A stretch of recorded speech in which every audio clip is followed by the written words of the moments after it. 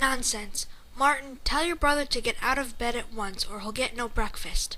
Martin ran to the bedroom obediently, but came back in a moment alone. "He says he feels too sick, and he doesn't want any breakfast, even a surprise."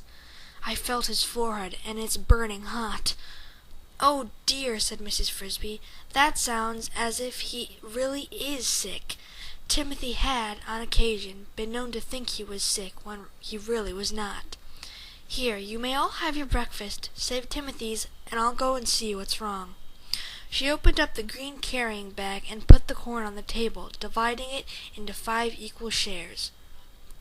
The dining table was a smooth piece of lath supported on both ends by stones. "Corn!" shouted Martin. "Oh, Mother, wherever did you get it?" "Eat up," said Mrs. Frisby, "and a little later I'll show you, because there's a lot more where this came from." And she disappeared into the little hallway that led to the bedroom. "A lot more," Martin repeated as he sat down with his 2 sisters. "That sounds like enough to last till moving day." "I hope so," Cynthia said. "When is moving day, anyway?" 2 weeks, said Martin authoritatively. "Maybe 3. "Oh, Martin, how do you know?" protested Teresa. "And what if it stays cold? Anyway, suppose Timothy isn't well enough?" At this dreadful thought, so casually raised, they all grew worried and fell silent. Then Cynthia said, "Teresa, you shouldn't be so gloomy. Of course he'll be well. He's just got a cold, that's all." She finished eating her corn, and so did the others. In the little bedroom, Mrs. Frisby felt Timothy's forehead. It was indeed hot and damp with sweat. She took his pulse and dropped his wrist in alarm at what she felt. "Do you feel sick to your stomach?" "No, Mother. I feel all right, only cold, and I sit up when I get dizzy. And I can't get my breath too well." Mrs. Frisby peered anxiously at his face, and would have looked at his tongue, but in the dark room she could see no more than the dim outline of his head. He was the thinnest of her children, and had a dark complexion his father and brother. He was narrow of face, his eyes were unusually large and bright, and shone with the intensity of his thought when he spoke.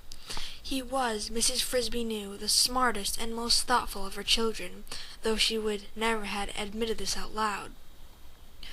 But he was also the frailest, and when colds or flu or virus infection came around, he was the first to catch them and the slowest to recover. He was also, perhaps as a result, something of a hypochondriac. But there was no doubt that he was really sick this time. His head felt as if he had a high fever, and his pulse was very fast. "Poor Timothy, lie back down and keep covered." She spread over him some of the bits of cloth they used as blankets. "After a while we'll fix you a pallet in the living room so you can lie out where it's light. I found a fine supply of corn this morning, more than we can eat for the rest of the winter. Would you like some?" "No, thank you. I'm not hungry. Not now." He closed his eyes, and in a few minutes he went to sleep. But it was a restless sleep in which he tossed and moaned continually.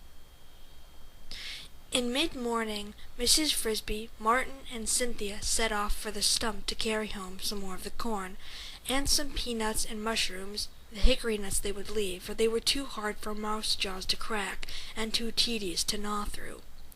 They left Teresa home to look after Timothy, whom they wrapped up and helped into a temporary sick-bed in the living room. When they returned at lunch-time, carrying heavy loads of food, they found her near tears from worry. Timothy was much worse. His eyes looked wild and strange from the fever. He trembled continuously, and each breath he took sounded like a gasp for life. Teresa said, "Oh, Mother, I'm so glad you're back. He's been having nightmares and shouting about monsters and cats, and when I tried to talk to him, he doesn't hear me at all." Not only was Timothy not hearing with his ears, but his eyes, though wide open, were not seeing, or if they were, he was not recognizing what they saw. When his mother tried to talk to him, to hold his hand and ask him how he felt, he stared past her as if she did not exist. Then he gave out a long, low moan, and seemed to be trying to say something, but the words would not form properly and made no sense at all. The other children stared in frightened silence. Finally Martin asked, "Mother, what is it? What's wrong with him?" "He is terribly ill. His fever is so high he has become delirious. There is nothing for it. I will have to go and see Mr. Ages. Timothy must have medicine." End of chapter 1.